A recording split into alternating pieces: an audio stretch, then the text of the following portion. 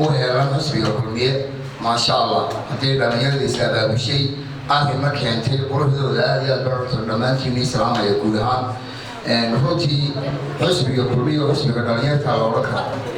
waayo xisbiyada kale kuma arko dhalinyaro sidoo kale u helan oo wax samaystay oo xaflad qabsanaya oo iyagu iswada oo wax walba hadii dhaqaale tahay iyo hadii arrintaada iyagu islaamriya waana baahida u qabaan inuu kulmiye marlaba kusoo noqdo dalka waana soo dhaweynayaa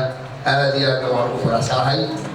gudoomiye jamaacad iyo guud ahaan xisbigaba kulley madax badan baa inala joogto oo ka mid yahay gudoomiyihii gobolka ee dhalinyarada oo ah hormuud aad iyo aad uga shaqeeya inta badan dhalinyarada iyo ku-xigeenkiisa iyagana kusoo dhaweyn doona insha allah xafladda waxaan leeyahay dhalinyaradu uma baahna qabiil wax laydhaa waxay u baahan yihin wax wadankooda laga qabto oo la taaban karo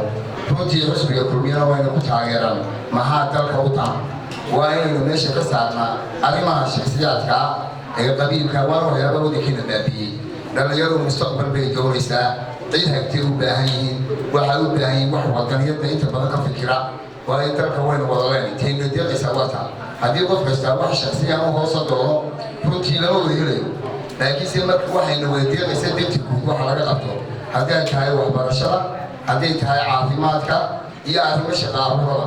dhammaan guud ahaan xisbiga kulliyana wuxuu diyaarsan yahay inuu arrimahaas oo dhan wada hirgeliyo insha allah نقولش هو اللي دون حسب الكلية لما أنتي وصلنا كل هذه الدبابة جوا وهم هذا الرسيل يرمو على أي أدبار ميتها يا سيد الملك والسلام عليكم ورحمة الله